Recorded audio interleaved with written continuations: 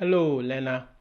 Welcome to Mr. Quaker's Teachers. In this lesson, I'll be providing a detailed analysis of Thom Gunn's poem, The Man with Nice Sweats.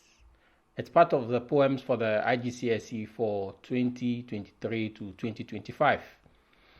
I'll speak about the figures of speech used in the poem, the point of view, the poet's tone, the mood, the structure, poetic devices, the rhyme scheme. That's really important in this poem, and other stylistic devices that Gunn uses to strikingly present the waking up of the poetic voice in the poem. Essentially, I'll try and prepare you for the IGCSE or any other exam for that matter that will require your knowledge of this poem. Let's dive in.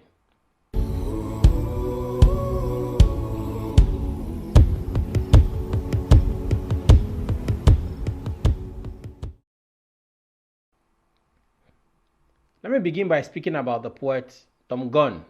His full name is actually Thomson William Gunn, and he was born on the 29th of August 1929, and he died on the 25th of April 2004. He was an English poet who was praised for his early verses in England, where he was associated with the movement, and his later poetry in America, even after moving towards a looser free verse style. Gunn wrote about his experience moving to San Francisco from England. He received numerous literary honors, and his best poems are reputed to possess a restrained elegance of philosophy. So that's it about the poet, Thom Gunn. Now this is how the poem appears in your anthology. It's actually an 8-stanza poem with 4 quatrain stanzas. That's stanzas with 4 lines, and then couplets as well. Now, all of the stanzas rhyme, so I'm going to speak about the rhyme scheme in the second video, which is the elements of literature in Thom Gunn's poem. So look out for that. That's in the elements of literature. I just give you the notes on the poem, and that helps you, work your mind on the poem and makes it easier for you to place the different devices, whether stylistic or poetic or otherwise, that the poet used. So in each of the poems of the course, you find both the elements of literature and also the analysis itself. Now, so let me begin by reading the poem out. The Man with Nice Sweats, Thom Gunn. I wake up cold. I will prosper through dreams of heat. Wake up to their residue, sweat, and a clinging sheet. My flesh was its own shield. Where it was gashed, it healed. I grew as I explored the body I could trust, even while I adored the risk that made robust. A world of wonders in each challenge to the skin. I cannot but be sorry the giving shield was cracked. My mind reduced to hurry, my flesh reduced and wrecked. I had to change the bed, but catch myself instead, stopped upright, where I am, hugging my body to me, as if to shield it from the pains that will go through me, as if hands were enough to hold an avalanche off. So that essentially is the poem. So this is how the poem appears, and that's the reading of it. Now, the first thing I want you to note in the poem is the way Gunn opens the poem. He opens it with the first person pronoun I, which tells that he's speaking for himself in the first person point of view. That is, he's recounting his personal experience in the first person narrative voice. Additionally, his use of the first person narrative voice creates the impression that the reader is at a confessional with Gunn, or you can say maybe the poetic voice, as the confessor that is detailing the excesses of his yesteryears and his present torture as a consequence of his past actions. So he took certain actions in the past, but now he has to live with the consequences of his actions. I'm going to talk about that point a bit as we build up. Now, he does this as a way to make the reader sympathize with him. So this is my condition. I'm in torture. There's this sense that, he wants pity from the reader, not directly, but then there's this sense. The opening is also arresting because Gunn reveals that he usually wakes up cold. So he wakes up cold. Wake up tells that he's asleep. He was asleep only moments ago. That's what it tells us. If he's waking up, then it tells the reader that he was asleep only moments ago. Now, one of the things I want you to note about this poem is that there are literal meanings of words and phrases, and there are also figurative meanings of words and phrases. So when we talk about wake up here, for me, there are two explanations. The literal explanation is that he woke up, he was asleep.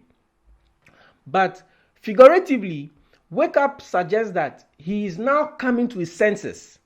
It's like somebody who's carrying out an action, and then the action is wrong, and he carries out the action over and over and over until he gets something like maybe an epiphany or something, and he comes to his senses. For me, you can talk about the literal waking up of the poetic voice, or the figurative waking up of the poetic voice.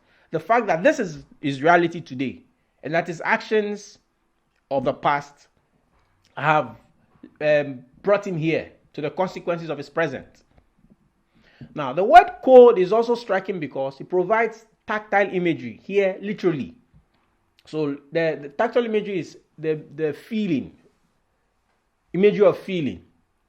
So it provides tactile imagery of the frigidity. So the cold, the intense cold that Gunn is feeling for the reader.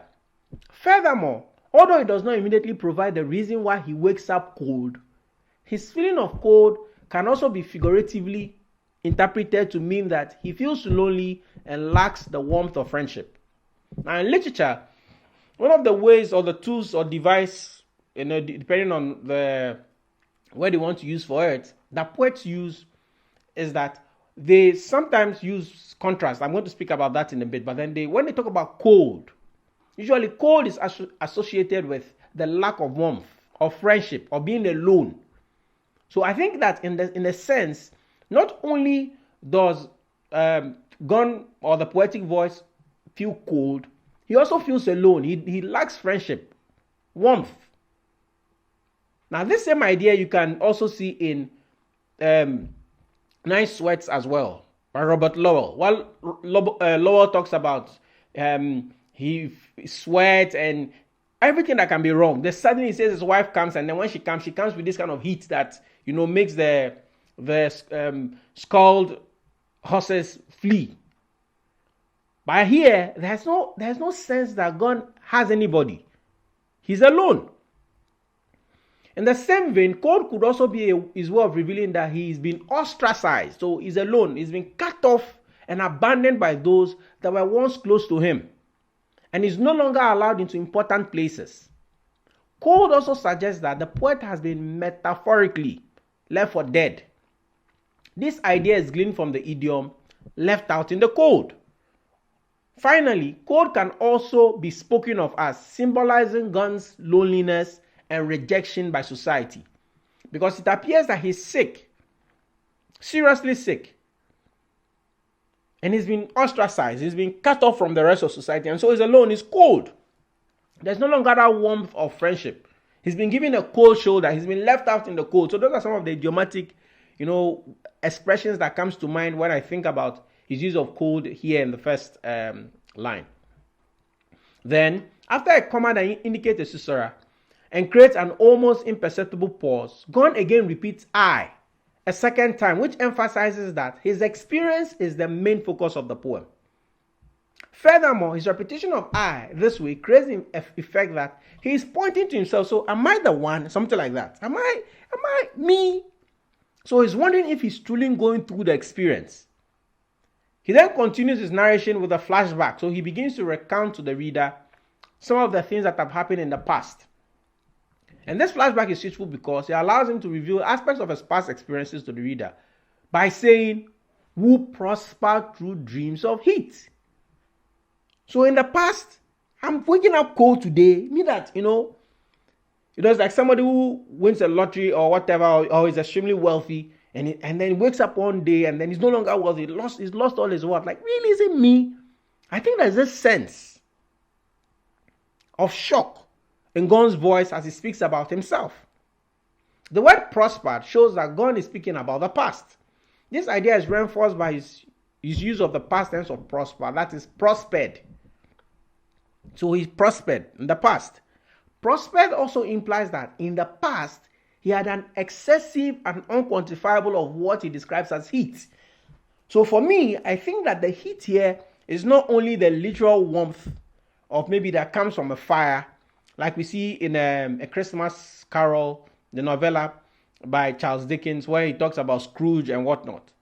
I think here there was this sense of friendship, and even in Scrooge you see that as well. Even though Scrooge's worker does not have a lot of money to live on, the fact that he has his family and they can cook and they're all together, there's this warmth. So I think that Gunn is speaking here about he was somebody who was really liked, affable.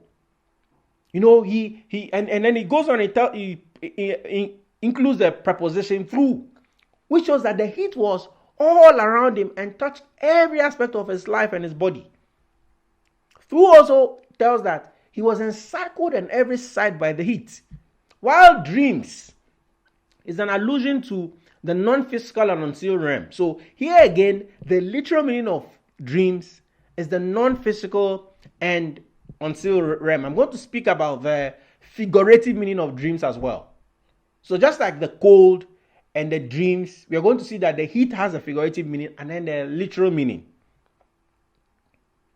So additionally, his pluralization of dreams, so you observe that doesn't say true dream one, he said dreams, also shows that in the past he had multiple experiences of the warmth of friendship, family, and relationship. And in his mind, that is heat. So heat here is not just the turning on of the fire, but the warmth that comes from friendship, that comes from family, that comes from relationship. He's lost all of it now. He's cold. He's alone. Dreams is striking because it suggests that presently it is only when he is literally in his dreams, like when he's asleep, that he experiences the loyalty and warmth of friendship and familiar love. He does not experience it when he's awake. Dreams is also a metaphor for the best time of Gunn's life. That's the figurative meaning of dreams. So literally, dreams means he's asleep and then maybe he's dreaming about something. But then dreams is also figuratively shows that he wants us to know that there was this time in his life when his life was literally the stuff of dreams. Right? So dreams is a metaphor for the best times of Gunn's life. And that we get from the idiom stuff of dreams. Similarly, he references heat as a metaphor for the best time of his life and the warmth of friendship and familiar love that he experienced in the past. Hello, learner. I hope you've enjoyed the lesson so far. This is a sample video analysis of this poem. To access the full analysis, purchase it or the entire course with detailed analysis of all the 15 poems, the elements of literature in each poem, and IGCSE style questions, both passage-based and general. There are also A-star quality sample essays as well at mrquickesteaches.com. Find the links in the description. See you in class.